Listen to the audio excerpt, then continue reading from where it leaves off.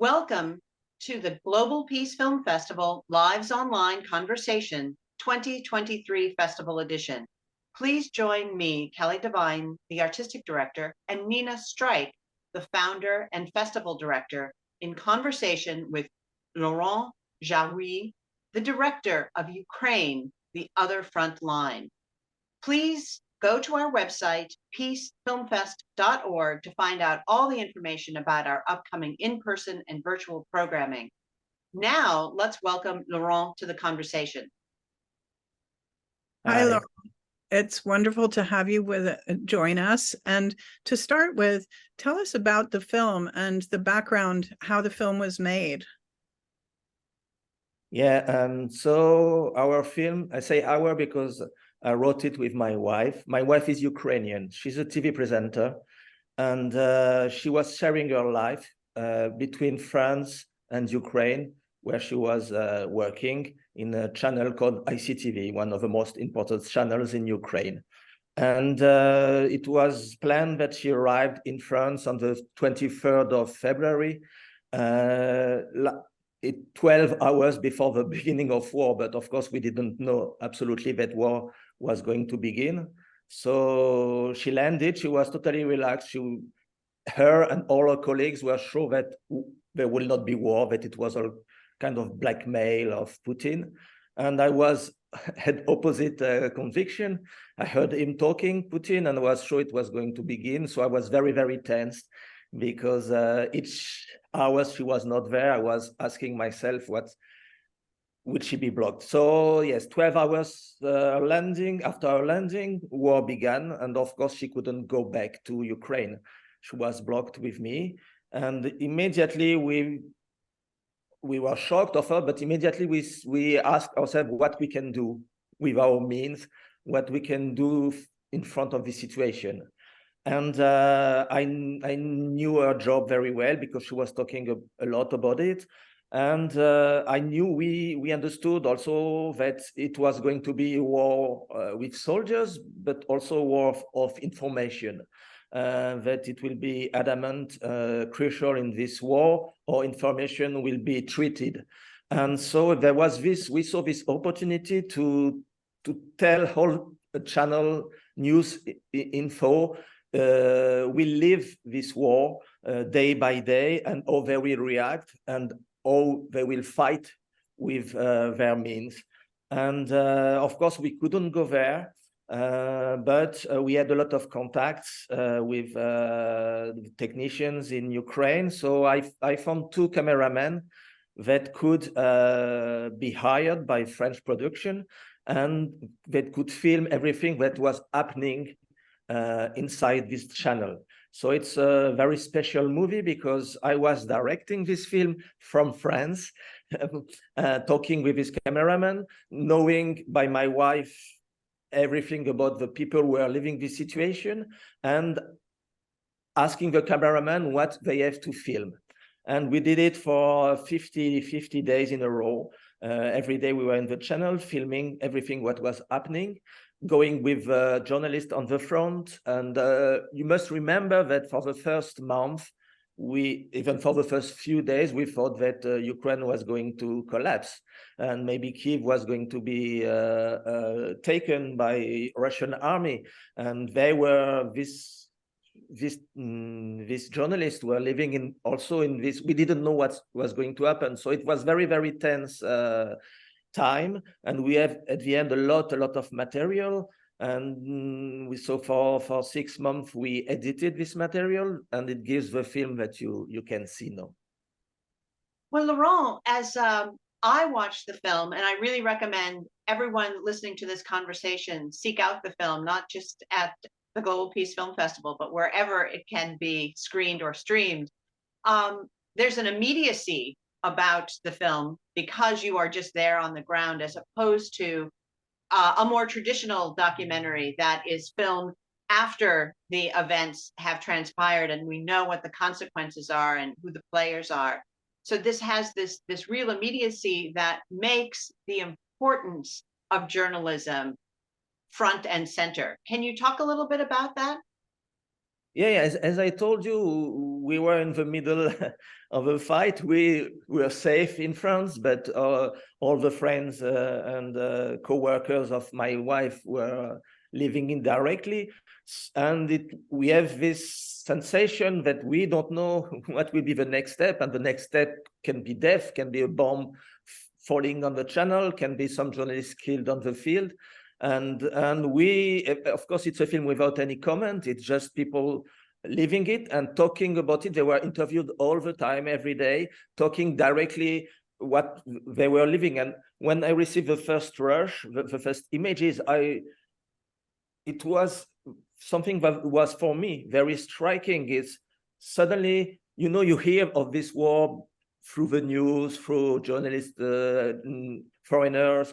But these people talking, I thought they were my neighbors. I could know them like it happens to me. And I think every people from the Western world who see these films, he has this sensation that it could be him, immediately, because they live in the same life as us. They have the same cultural reference as us, and suddenly their country is under attack and they can receive a bomb, and you feel it, you are in their skin immediately. And there is something also very strong for me. It's these people, their job is to be storyteller, to express the news, to express in very articulate terms what is happening. And so now they were expressing not only the news from the informations, but also what is happening for their families, what is happening in their life, but with this gift of storyteller. So you listen to them and you are taken by the way they tell the story, for me. No, it makes it immediate is definitely the feeling. And you are very right about that sense of almost viscerally as a viewer, you feel as though you are put into the shoes of these people experiencing this. And of course, you don't know how, you mentioned earlier the speculation about the beginning. They thought it was going to be a short offensive. We I think sometimes in looking back on events, there's this false sense of inevitability about the way things turned out. But your film really puts into play that at any moment, history can go in one or many directions. Yeah, and we have this luck. I don't like to use this word in these circumstances, but to be there to film their work, not only them interviewed, their work. So there is one scene in the film, for instance, where they, for a few days, they thought there was signs that there could be chemical attack. And chemical attack is not just one bomb falling on one building, it's a whole area. And so they had to give information to the viewers what to do in terms of chemical attacks, but for them they have between them to discuss what they will do if there is a chemical attack. So it's and we film all this directly, so you understand also what I would do in this case. It's not like just theoretical. And and you have a lot of points like this in the film when you see that they have to react right now. Do they have to go to film on the front some images and taking the risk of filming? Some people think they must. Some people think they must preserve their lives. There's a dilemma all the time, and it's real life dilemma. It's not a reconstitution of dilemma. And let me return to a phrase you had said in one of your earlier answers about you and your wife asking the questions, what can we do? What can I do with my means and my resources? And certainly that is a question that we try to pose as a festival, and also where possible try to offer some direction, maybe not an answer, but some direction, how people can take things back into their own lives and communities. So what would you hope that people seeing this who sit up and say, what can I do? Can you speak to what you would hope people would take away from seeing this film? Um, In fact, of course, people begin to be tired of the war because it's a last longing war, and these kind of films can make people like remember that it's still going on. Remember that these people are still in this pressure. Remember that they must be saved. There's French people who had to be saved in 1940s during World War II. So you immediately feel where is the good side and the bad side, you know. And we, in France, for instance, we show the film in a lot of cities. And we, for instance, we have shown the film in the National Assembly, yes, to the deputies. Not all of them, some wanted to see the film. And for instance, I had a very good reaction at the end because the people who organized this, they told me one of the deputies, he was, you know, he had found some excuses to put in, you know, before seeing the movie. And he said, okay, it's not a black and white, it's a bit gray, and maybe. And she told me he was a friend of his organizer. And he said, after seeing the film, he said, no, this Putin is a bastard, you were right. And this deputy is voting for budget. So it's very important that to get to the higher levels of people take decisions, because I think when you see this film, it's all clear. I mean, what you must do and how you must do and how you must act as quickly as possible, because globally, the Western world is reacting quite good. I mean, globally, only on one point, not, it goes too slowly. And this time, slow time to give weapons, slow time to take decision, to give planes, this time is taken by Putin to rearm himself, to become more strong. So it's a very, very big mistake to take all this time. So if this kind of film can make things go a bit more fast, we will have done our job. Well, we are certainly incredibly pleased to be able to share this film with our audiences.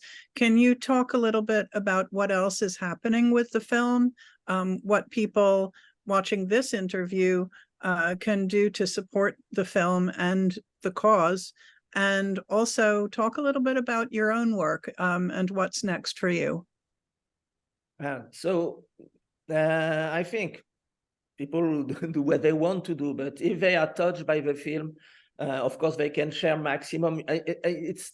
I have askings all the time, and I send the link to people who want to see the film all the time. I do this because you don't know what reaction it will give, and it's a film for this, you know, to some film you say, okay, people see it or not, it's not so important, you did it and you did your job. But in this case, because this war is still going on, the more it's spread, the better it is. And after, I think, if you're touched and you understand you must act, you always find at your level how to act. We did this film, but of course we did a lot of things, welcoming people, Ukrainian in France. I mean, I don't want to talk about all what we made, but everybody can do something if he wants to act, for sure. And about what my other projects, really, normal interview, I would talk about them. But if you're okay with it, I will prefer to stay on our main topic and not open new lines. Still, this war is going on. I'm talking not only about this. Of course. That makes sense. Thank you, Laurent Jaoui, for this fascinating discussion. And thank you for everyone who has watched today's Glow.